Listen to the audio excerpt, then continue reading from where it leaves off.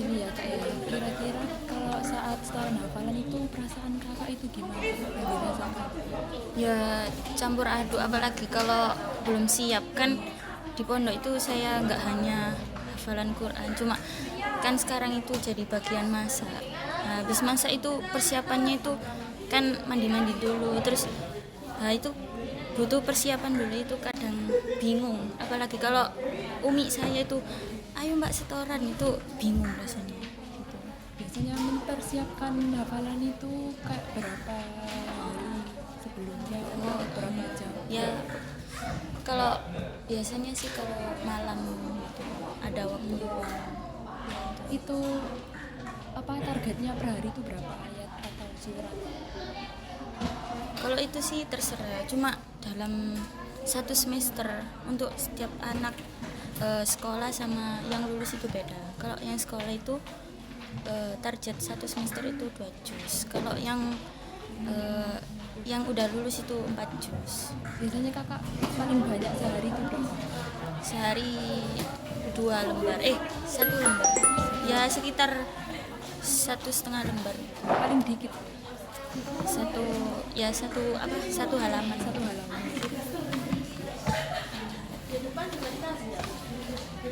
Terus kira-kira ada tantangan yang terbesar itu apa kak? Ya tantangan terbesar itu istiqomahnya untuk deres gitu. Kalau murajaah gitu tiap Ya, hari. ya kalau bisa itu kan umiku itu beri target murojaah sendiri tuh sehari 5 juz gitu. Jadi 1 minggu itu udah hatam.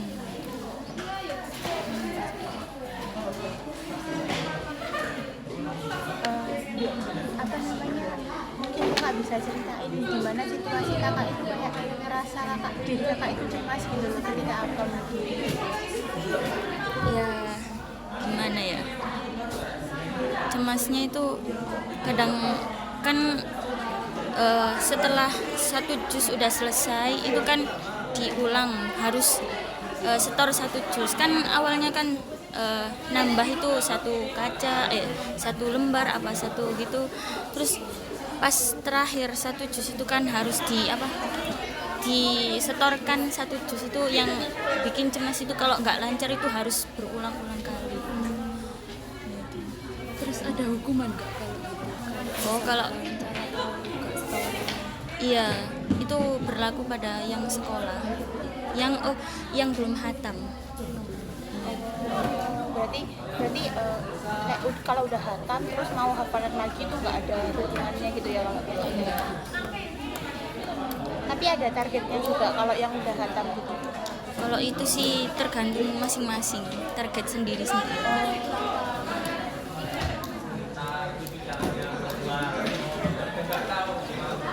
Menurut kakak itu penyebab kecemasan itu, kakak merasa cemas itu penyebabnya itu dari apa aja kak? Ada nggak? Dari apa ya? Ya dari males tadi. Males ngapain Iya. terus tiba-tiba mau setor. Iya gitu. Kira-kira kalau apa, pas hafalan itu ada di fisik itu kayak gemetar atau apa gitu? Apa Ya. tiba-tiba nggak sampai? Enggak sama. Cuma kayak gelisah gitu. Iya gelisah. Apalagi kalau ayatnya itu susah, kayak juz 29 itu susah. Surat apa biasanya kak yang paling susah? Surat Jin kak. lumayan itu kalau Iya. surat jin itu apa ya? Ya rata-rata juz 29 kan ada yang sama-sama gitu ayatnya.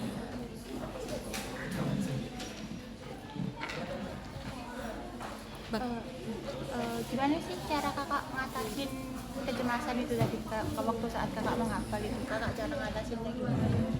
Ya kan umiku bilang kalau bisa itu setoran itu nggak hanya ke umi aja, kalau bisa disematkan ke temannya gitu.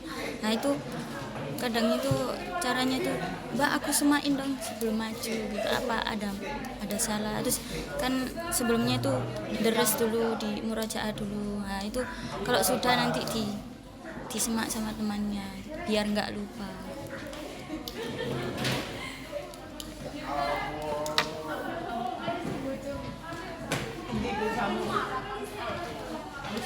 Bisa diceritain nggak ada dukungan dari faktor lingkungan gitu buat Iya, lestari?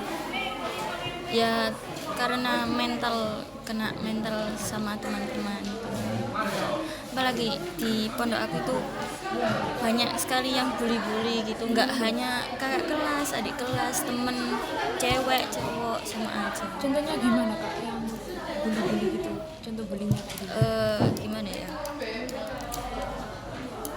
ya kayak kita itu tidak melakukan kesalahan, cuma kita itu dianggap salah. Oh, difitnah. Iya, difitnah. Kak pernah mengalami Ya sering. untuk menanggapi kayak gitu kakak gimana? Ya bodo amat lah. Gak membalas. Iya, biarkanlah capek ngurusin orang gitu. Kalau sempet kejadian kayak gitu tuh pengaruh sama waktu hafalan nggak?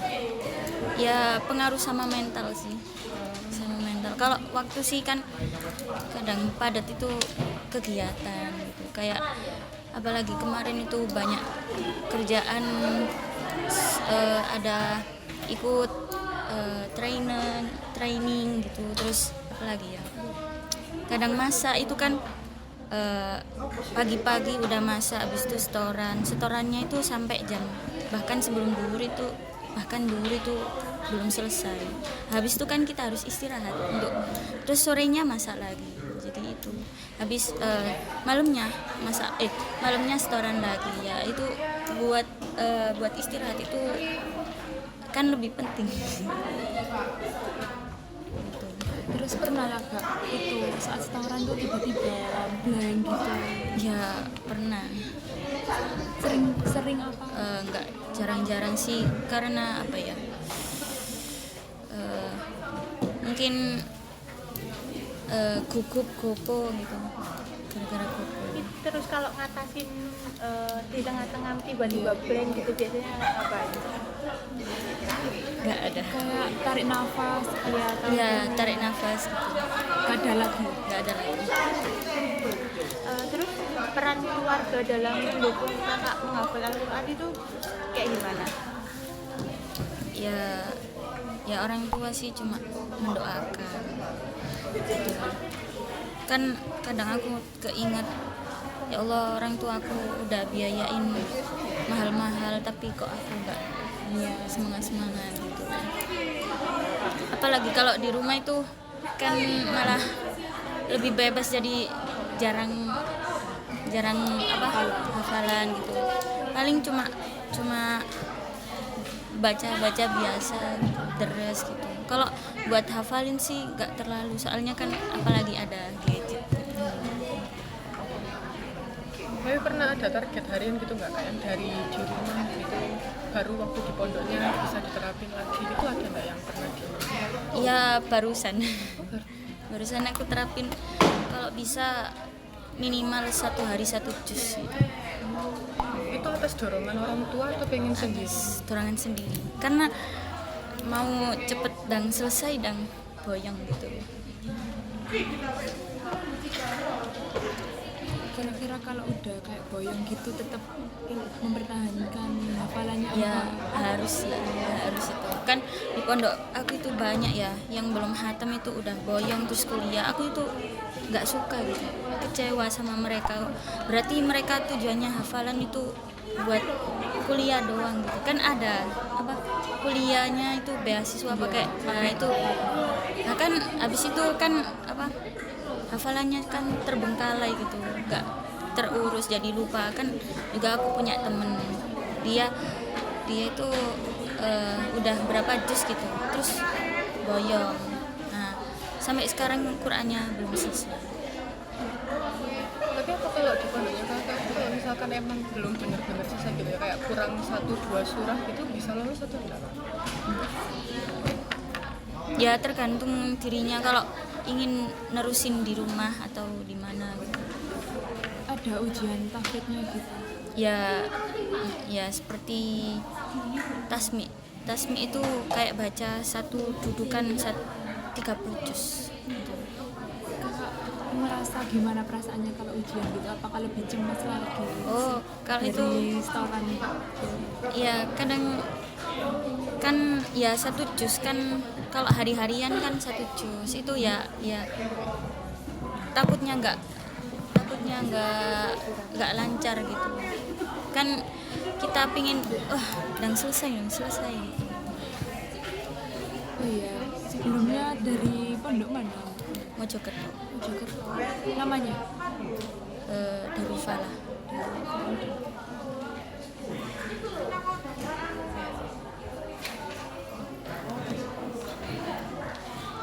Berarti sekarang masih pondok atau ngabdi? Ya ngabdi Berarti lulus tahun kemarin. tahun 2022. Oh 2022, berarti udah ngabdi 2 tahun. Iya. Awal ikut kayak tafidnya gitu mulai dari awal masuk pondok itu. Ya Sebelumnya sudah pernah ya sebelumnya sih cuma hafalan surat-surat gitu, kayak Al-Waqiah. Kalau di pondok aku mulai hafalnya itu kelas 2 SMP. Oh pondoknya berarti dari SMP. Iya, dari SMP. Di pondok yang sama juga atau sempat pindah? Ya sama. Oh, Kan tadi kakaknya sekarang kan ngabdi ya. Gimana sih cara kakak jaga keseimbangan antara menghafal Al-Quran kakak sama kegiatan ngabdinya kakak itu tadi? Nah, kadang kalau aku semangat itu pas masa itu sambil baca gitu.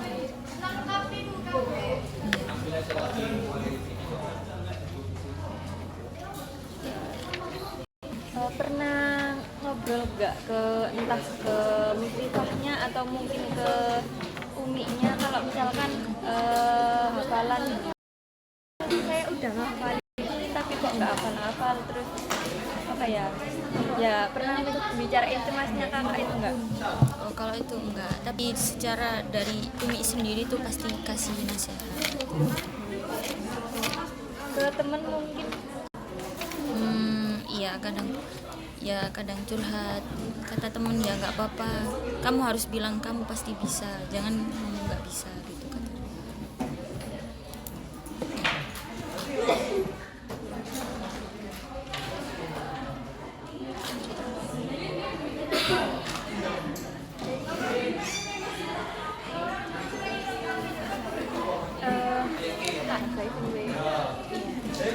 Gimana sih kakak itu ngelihat perkembangan dirinya kakak ketika menghadapi kecemasan sejak pertama kali itu mulai menghafal?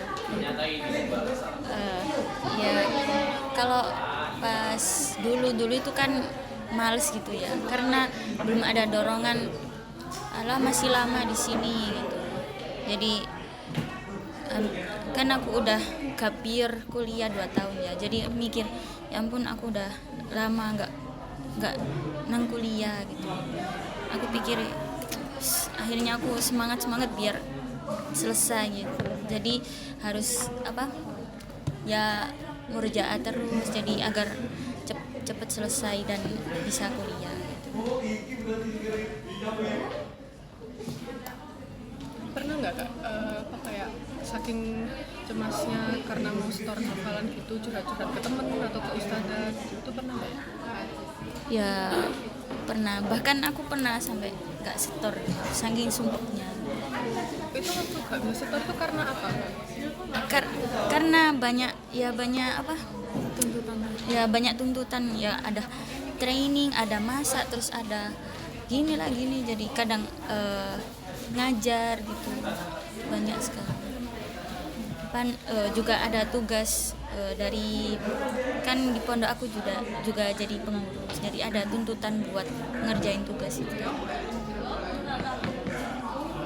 Kalau di pondoknya kakak itu ada ini nggak, jadi ustazah yang mungkin bisa ngebantu gitu kalau misalkan cemas hafalan gitu, ada latihan atau gimana? Ya ada sih, cuma kadang anak-anak itu nggak terlalu terbuka ustadzanya. Itu nggak terlalu terbebani karena apa biasanya? Ya Emang mungkin nggak deket sama ustaz. ya mungkin sungkan gitu karena ustadzanya itu udah menikah. Kalau kakak sendiri, Ya enggak lah, lebih baik ke temen gitu.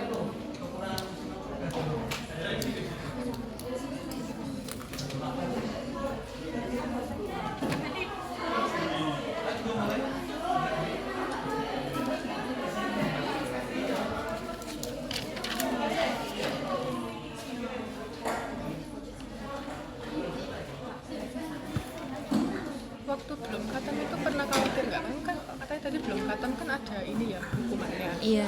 Pernah ini nggak khawatir dapat hukuman kalau misalkan setorannya nggak sesuai target gitu?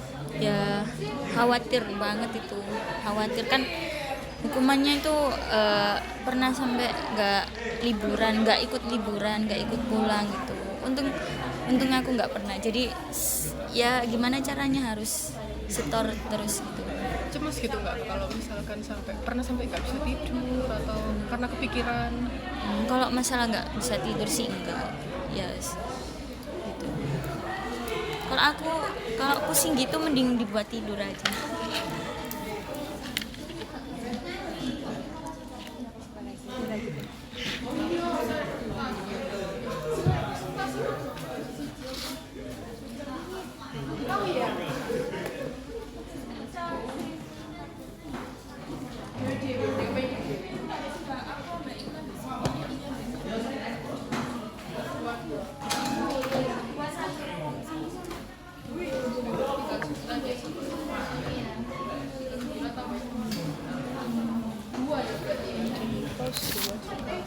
Ini temennya.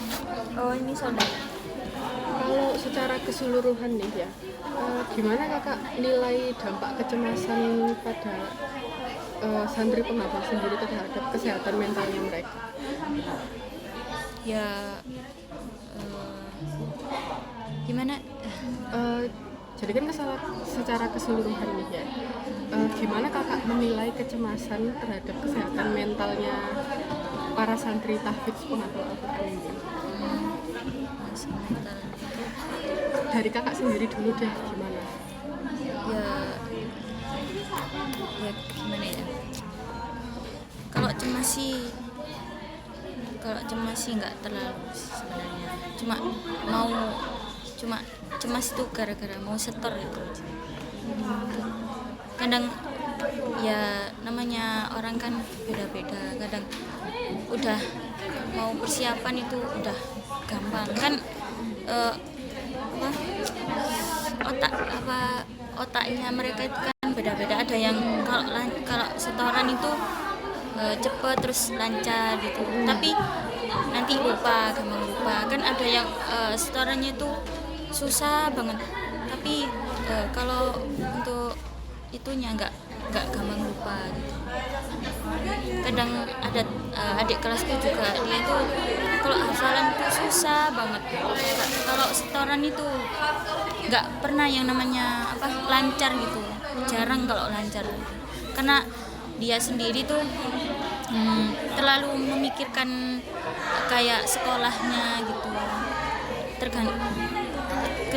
terkena dampak dari sekolah. Dia lebih membebankan tugas sekolah itu banyak. Kalau dari harapan kakak sendiri, gimana pihak pesantren biar bisa nanggung hal itu, membantu hal itu gitu? Kalau menurut kakak, hal apa sih yang bisa dilakukan pesantren buat bantu santrinya seperti itu? Ya kalau bisa itu dikasih motivasi dan nggak terlalu memberatkan untuk kayak tugas-tugas gitu, apalagi bagi yang tahfidz gitu kan. Ya benar, kadang di pondok itu ada yang tahfidz itu nggak harus ikut hafalan kitabnya gitu. Kalau misalkan di pondoknya kakak ini di Darul Falah itu emang ada kelas tahfidz tersendiri sama kelas umum gitu kah? Makanya kok ada yang beda? Kalau itu sih jadi satu, semuanya itu ya semuanya harus ikut program, entah itu program language atau sekolahnya atau dinia, itu harus ikut. Cuma dikasih keringanan gitu.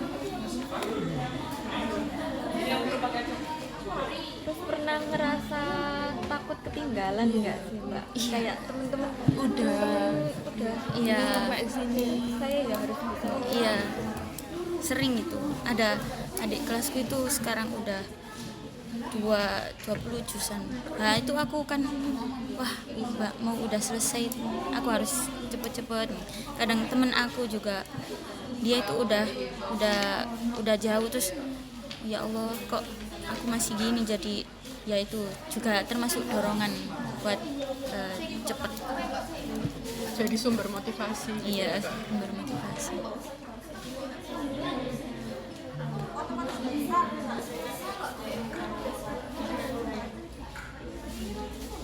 Sibuk. Karena mayoritas udah dijawab sama protein.